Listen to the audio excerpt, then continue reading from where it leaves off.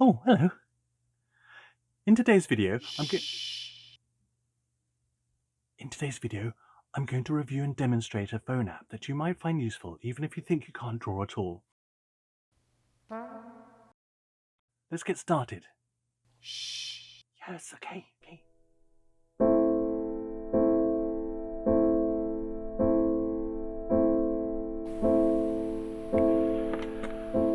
Now this app is available to download, to purchase. There isn't a free version to try out, unfortunately, but you can use this review as your free trial, as it were, I suppose, to decide whether you want it or not. In England it's about £3 something, so it's just a little bit more than a cup of coffee in a takeaway. So let's have a look. You've got 7 buttons from which to choose. There are just a few ways of drawing using the app in different ways. I'm going to start with the classic drawing mode here, because that's the one that you'll probably use the most. Okay, so let's set it up. So you click on classic drawing mode. It'll ask you to open an image from either your image gallery or from elsewhere on your phone. So I'm going to choose an image from my gallery. Don't want you to see all my photos. Okay, let's choose this one of me to start with, and you'll see that an image overlay, a transparent image has appeared, and my camera on my phone has also opened simultaneously. And this is basically how it works. You're basically tracing a transparent photograph or image, using your camera to align them both, and drawing on some paper below. So what you need to do is you need to align the image and your camera so that you get the result you need at the size you want. So first of all, on your piece of paper, just mark out roughly how large you want your result to be. I'm probably going to be doing it this way around so that you can see the entire interface at once, and you'll be able to see me drawing through the phone that way. This way I've noticed that not all of the general user interface is visible at once, so I'm going to be working in landscape, but it shouldn't really affect your results, because all you're doing is tracing outlines. You're not essentially looking at form and structure, as it were, because it's already laid out for you. Okay, so I'm going to basically say I want to draw my head just a few inches apart, so the head height should be around there. So I'm going to put my phone on a coffee tin with the camera overhanging the edge. Okay, so next I need to align. So there's the 2 lines I want to want my head to appear within. So you can see that within this image my head is still a little bit large for the image is still a little bit large for the scale I want. So I still can't see the whole of it. Let's move over. There you go. So yeah. So let's scale it down a little bit. So you click on Move at the bottom there, and Image. So now when you pinch, zoom and rotate, you can adjust the image size. So there's the top and the bottom, and I've kind of aligned it there. kind of small little diddy head, and then lock the camera and image together. So now you can see, if we click on opacity, you can change how see-through the image is, and you can see there's the two lines above my hair and below my chin there. Okay, so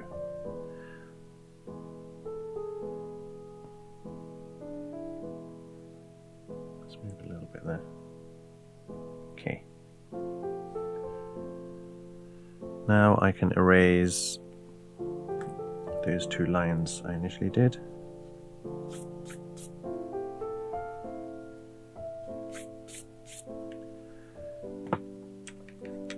Now I recommend using either a mechanical pencil or a very sharp pencil.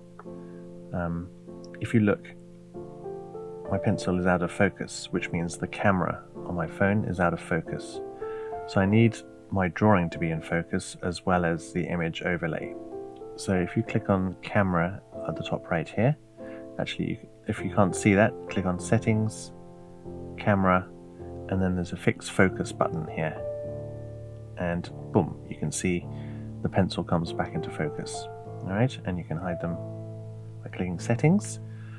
There's also a hide everything button down the bottom right here. And if you want to bring it back, you press on the black icon. Now, sometimes for some of you, drawing on this scale might be a bit small. So you can pinch zoom as the image and the camera are locked. You can pinch zoom, which does a digital zoom. So, there we go. Now, you'll find as you're looking at your pencil zoomed in, the smallest movement is exaggerated when you're drawing it. So you need to take that into account. It's good in a way because it encourages you not to press too hard, which is one of the biggest problems of amateur artists. A lot of your lines will probably end up being a little bit wobbly and slightly off course, but after you finish the initial drawing, you can come back and refine your lines by eye. Alright, well, that's what I recommend anyway. So let's moving a little bit, but anyway. So let's zoom right in a little bit more. Oh yes, also, when you zoom in, it doesn't necessarily zoom in to where you're going. Look, so you're zooming in. Because I think the anchor point is somewhere down below the image. I haven't figured out where, so you have to do a little bit at a time. Scroll, zoom, scroll. So you can see, I mean, this is a normal pencil with quite a sharp point. But if you look in the phone, how big that is now, how zoomed in that is, going to be a bit tricky to do.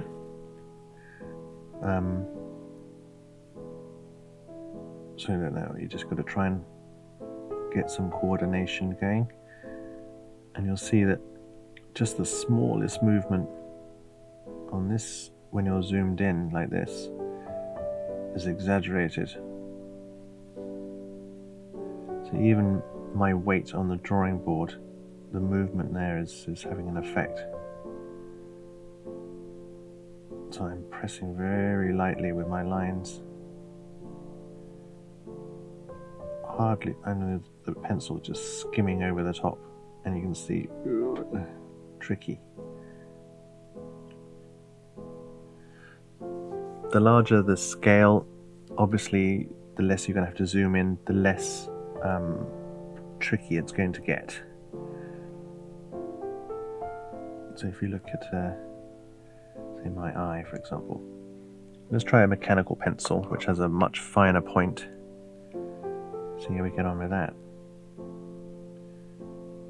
Is that a better option? So I'm just, I don't even know where the paper is at the moment. There we go. So, working like this is very strange. I've got limited control.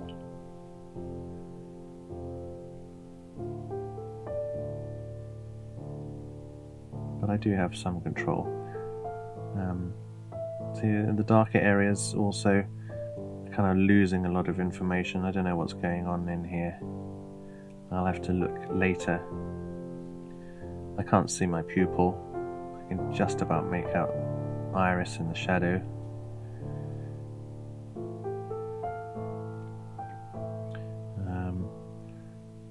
Drawing straight lines is going to be very hard, and also structured lines. I am having to concentrate quite hard,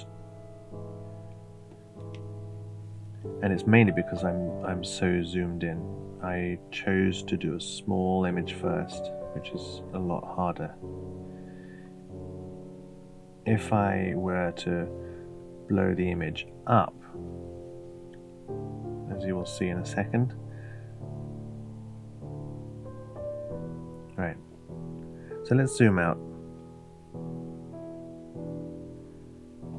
and let's have a look at what I've done. So I've just done part of my glasses and my nose, so let's make the image, the interface reappear, adjust the opacity, okay, pull it down, and we can see. So my drawing is not too bad, and if you look, I'm going to put my finger there next to it and you'll see how tiny that is. Look. So my glass is the same size as my fingernail. Okay? So you can scale things right down. Let's do the same image but a lot bigger this time. Okay, so let's readjust. Let's zoom right out so I can see all of my camera. There. So let's readjust.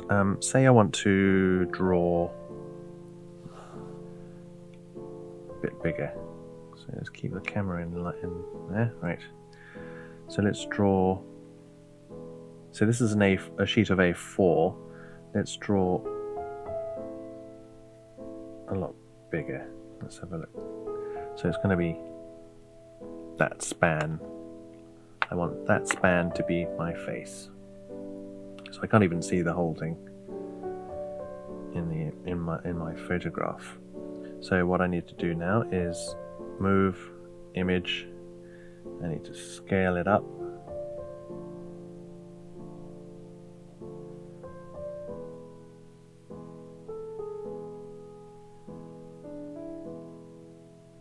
Don't worry about it going off the paper here. I mean, I can adjust that later. I can move that around.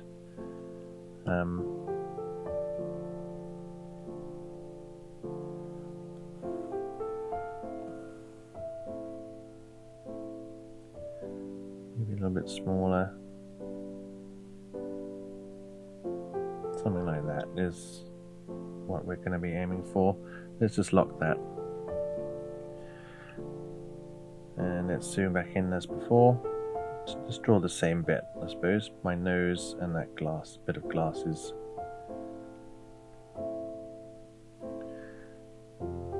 Should still be in focus because I'm using the same coffee jar to balance my phone on. Right. I want to adjust the opacity a bit more. I want to see a bit more detail. There we go. I can still see. Yep. Hide. Let's have a look now. And yes, it's so much easier to draw without it being blown up.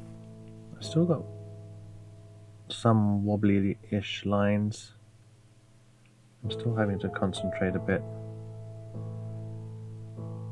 Can't quite make out some of the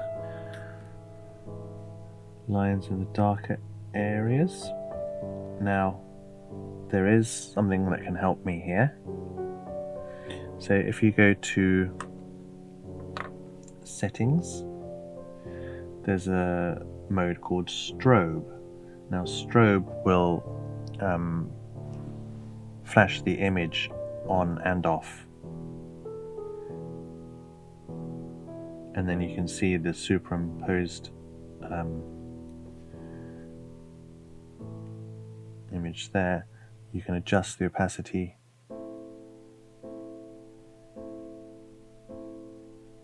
Okay, I think this will be the frequency of the, yeah, so that's the speed of the strobe. Oops.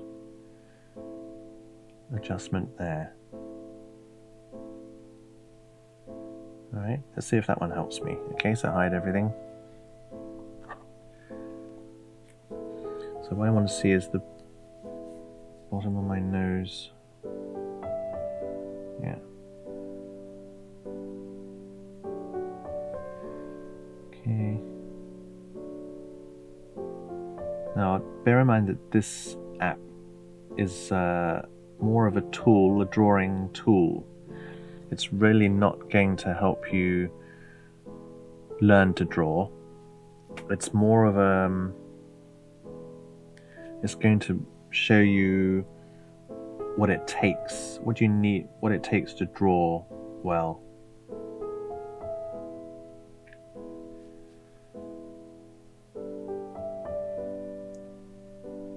So what you're going to need to do in order to draw a nice drawing or accurate drawing, what it entails, what sort of lines you want to put in, highlight.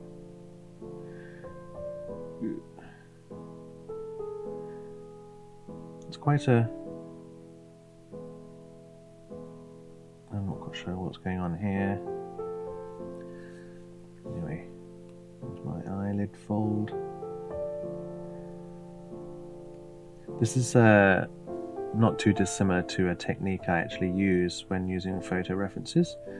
I do it to check my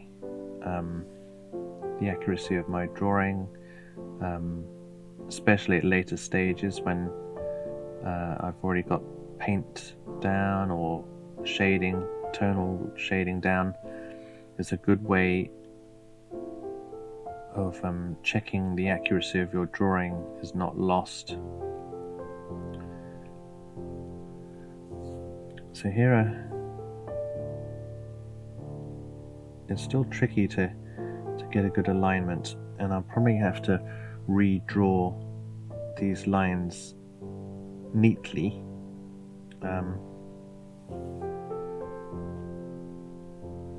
after I've finished using the app, I suppose, because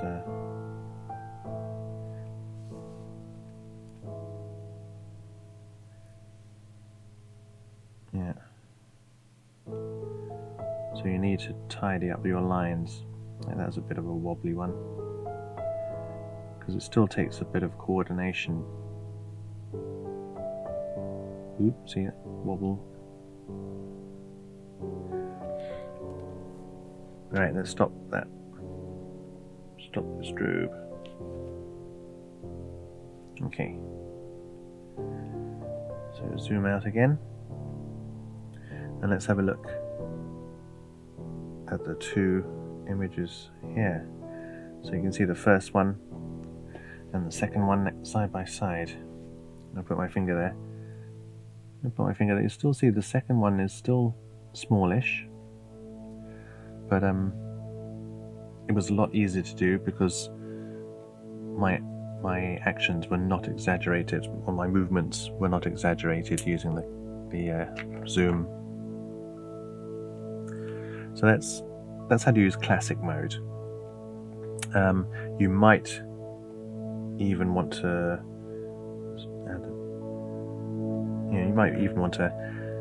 put in shading. You can do shading yourself, maybe some cross hatching. You can add shading yourself if you want to. Yeah.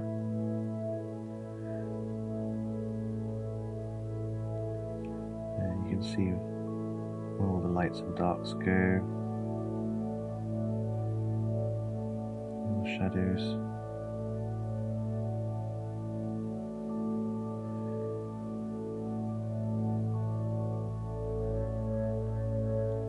But as I said, it's not really going to teach you to draw properly. It's going to teach you what's needed to get a good result, and it's just a tool, just like a projector, tracing paper, trace down paper, camera lucider.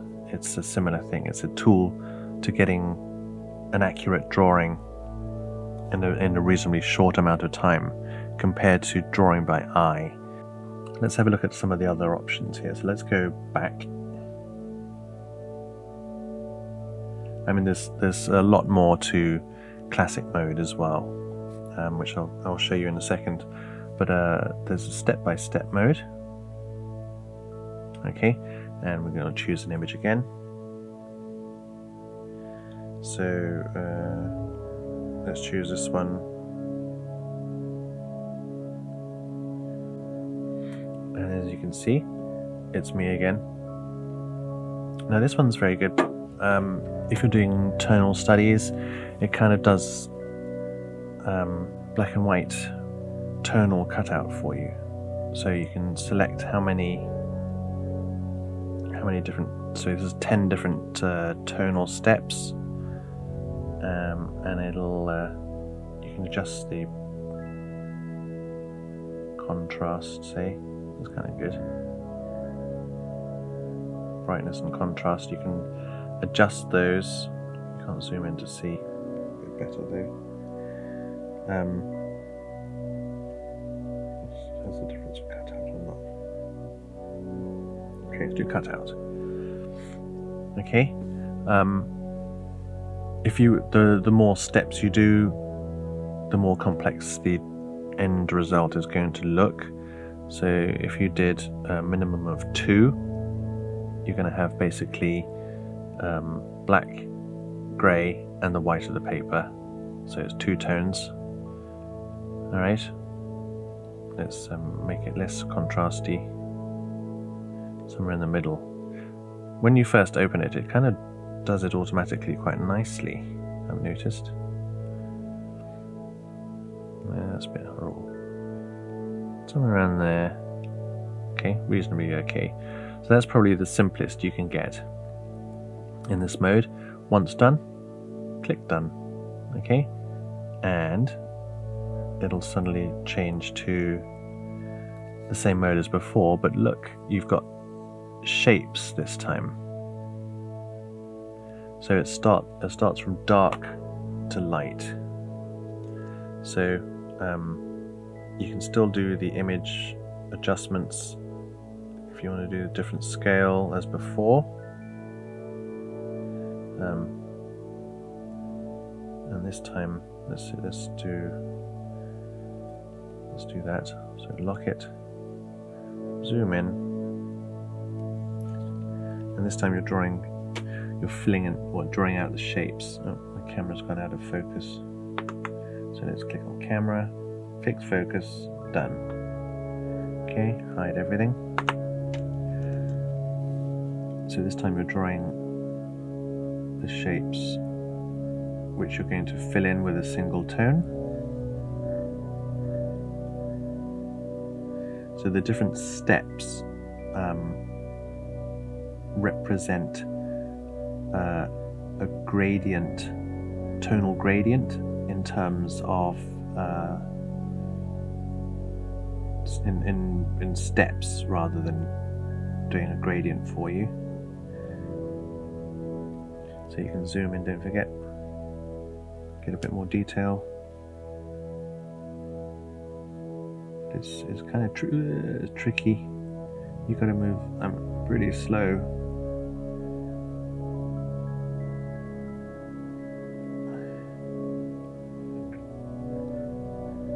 Remember to breathe doing this. But yeah, just basically work your way around the lines. And you can take your time or rush it like I am. The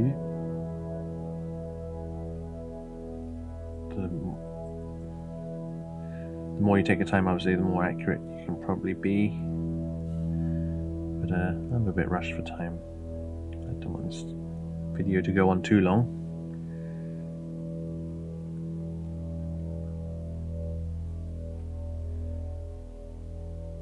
Something like this. So as you can see, like, yeah, this is the basic shape, and maybe just a bit of highlight of the eyes there to cut out top of the glasses, maybe. Okay, so let's hide that, and you can see I've outlined a shape in which I can paint in or shade in with pencil. And remember, I chose 2 steps, so this would be the darker tone, and then when I've done that, you click next. Wait, let's put it visible. When you've done that, you don't necessarily have to fill it in now, but when you're moving on to the next stage, click next, and it does the second tone. So everything in red now is the lighter tone. Okay, and depending on how many steps you chose depends on how many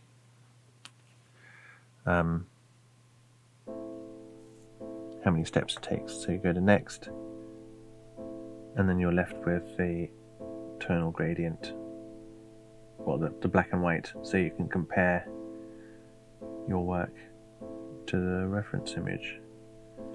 That's basically how that one works. So that's pretty useful, especially if you're going to be working tonally. If we go back to the classic mode, you can go to resume drawing. It'll take you back to your previous one, by the way.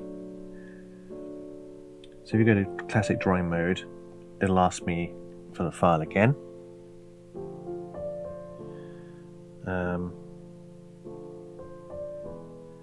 Let's have a quick look.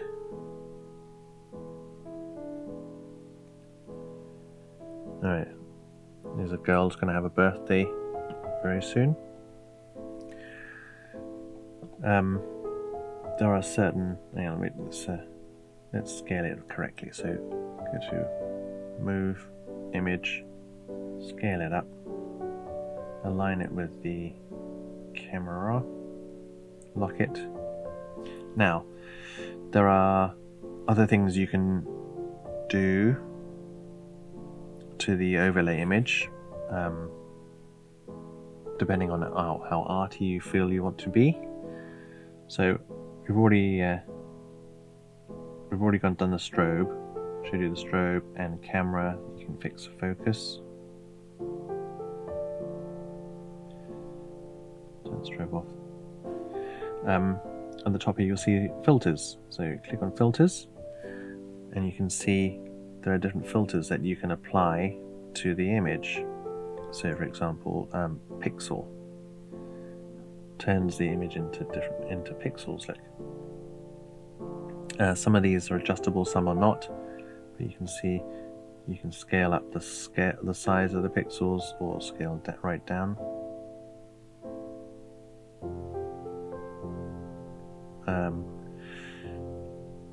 Another quite useful one when you're drawing out the outlines is to click on sketch, and then you've got most of the lines that you probably want to put in.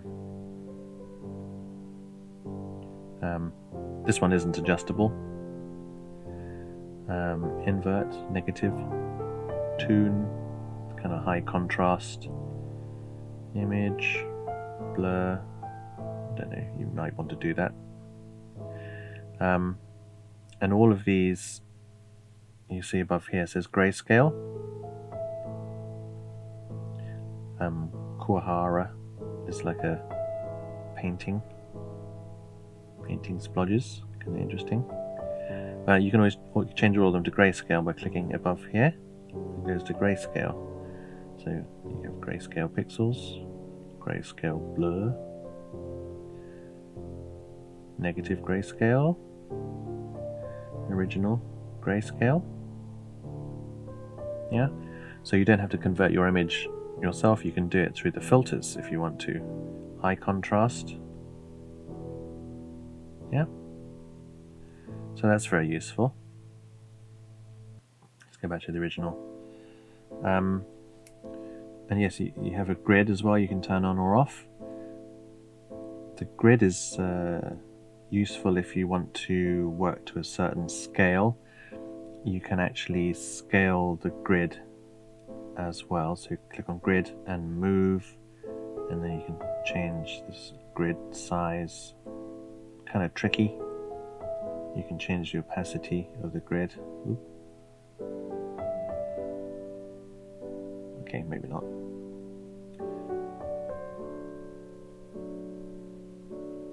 Okay, what else we got? Settings. That is it. Filters. Okay, that's pretty much classic mode covered. Let's go back. So you see at the top here is today's lesson, baby face.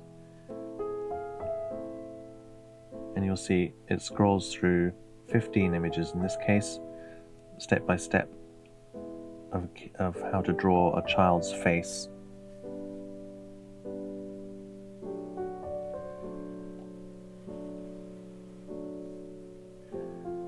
Okay, and then it takes you straight through to, well, before actually this, it asks you if you want to see a tutorial on how to use this mode. But if you know how to use classic mode, you can kind of figure it out from here. Now, this one's pretty good because you can see here, move image, you can see here that, let's get rid of the grid, don't want the grid off, no. This is a little baby head, and this is the first image. So let's fix the focus there. Lovely. So this will teach me how to draw a baby's head.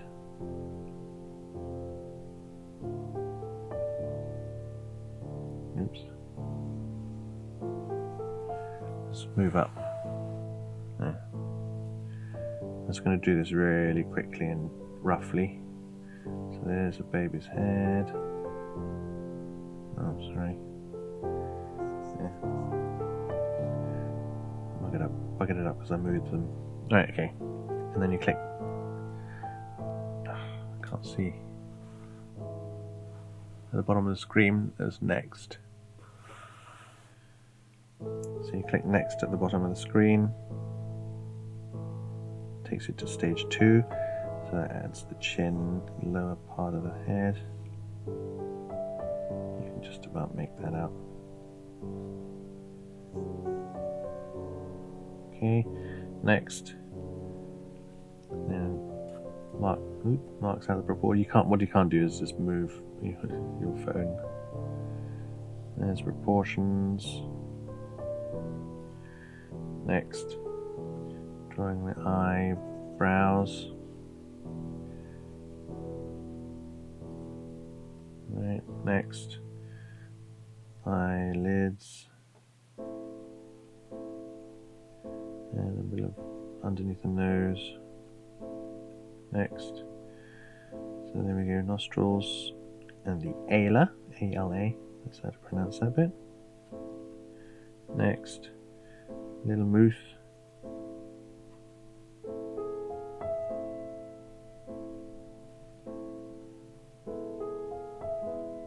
Upper lip.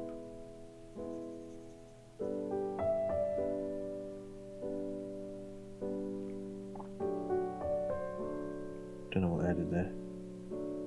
The bottom lip.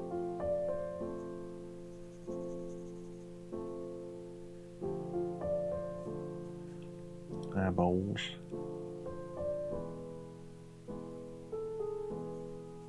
Ear balls. And let's make refining the chin, I think, as well.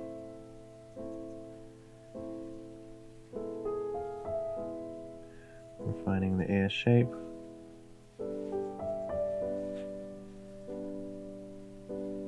And then how to draw the eyes with the pupils in the middle. Very rough shading. A little bit of hair.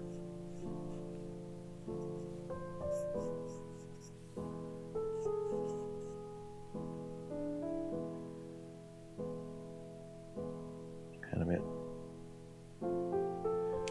And what do I got? So let's change the opacity down. There you go. We got a rough drawing of a baby, which I did really roughly. But yeah, that's how the step-by-step today's lesson works. Next, you got lessons, and you got categories from which to choose of images. What I would like to see here is a continuity of style and image. So maybe that might be in development, might come at a later date, but if you click action, for example, you get lots of different drawings to do with action. It's just categories, basically. Animals.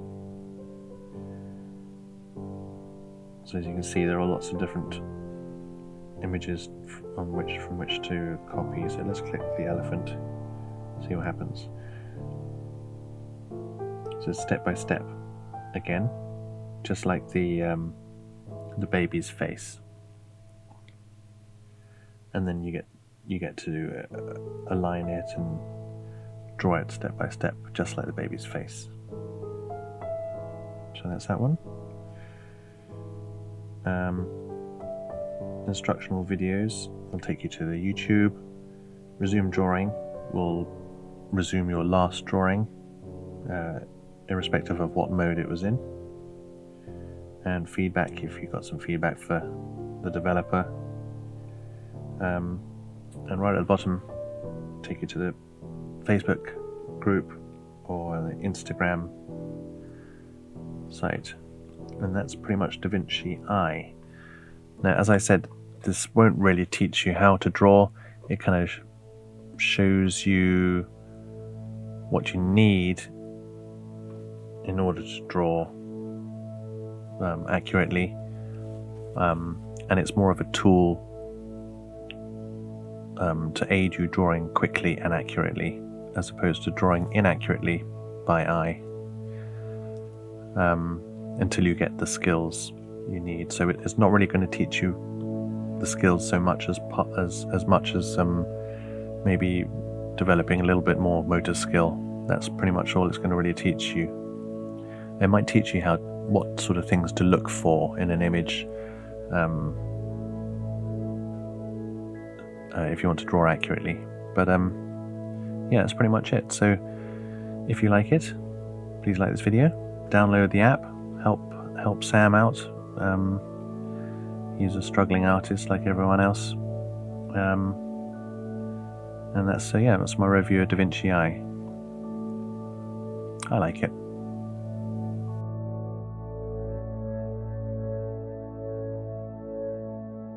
So often I see artwork from hobbyists and artists that have tried using the grid method to draw out their image, when their skill level isn't quite up to using that way of transferring accurately enough. I'm probably going to make a video on that at some point. Now, this app, as I said earlier, won't teach you how to draw as much as you'd probably like. Think of it more as a tool to help you draw. Do a little bit like tracing paper or a projector or a light box. It enables you to accurately draw your outlines, or even shade using the step-by-step mode, or paint in a reasonably shorter time than it would drawing by eye. That's not to say that using this app doesn't require any artistic skill to use effectively. That's evident to see if you go to the Facebook group for this app. You'll see that there are many posts from amateur artists and hobbyists that really don't look accurately done, and I put this down to a couple of things really, mainly down to what and how they continue with the drawing after they've used the app, i.e. shading or even painting in, and things like being okay with wobbly lines and not refining them after using the app. Suffice to say that it's not the app that's at fault there, it's very much down to the artist's skill level and ability.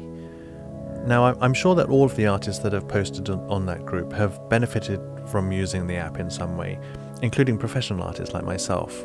So it's not the app that's at fault here, just to make that clear. That would literally be the workmen blaming their tools, which it isn't in this case. These two factors can be improved through knowledge of techniques and methods and experience of correcting errors, inaccuracies, and confidence that they can be improved upon. There are no immediate shortcuts to mastery of any skill, but there are more direct routes that don't waste time. There's good deliberate practice, there's persistence that mediocrity won't do, and if you endeavour in trying to address these points, your skills, your knowledge, and even your art will improve over the last piece every time. This app can get you to great looking results with the know-how and a bit of skill. It will improve your art, but in a different way. As I mentioned earlier, it'll show you what is required to produce good accurate drawing, what it entails, and it can teach you how to draw certain objects a certain way through the lessons. But classic drawing mode can only teach you as much as tracing or using a projector can to improve your art skills. So in conclusion, if you want to produce realistic looking artwork as an end result and you're not too concerned about improving your ability to draw without the app, I thoroughly recommend buying it. It's really good fun to use, and it isn't expensive. And even so, even if you still buy the app, use it and then independently learn to improve your ability to draw by other means. This can help you produce great looking art without having to learn to be a great artist, I suppose, just as tracing can too in a similar way. So if you found this review and demonstration useful, please don't forget to subscribe.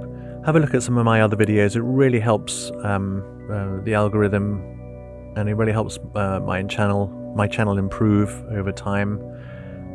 Please leave a comment, please share, and then I can produce more reviews, more videos to help you get closer to becoming a great realist artist. Thank you for watching, and I hope you watch some more of my videos now. Thank you very much. I'll see you in the next video.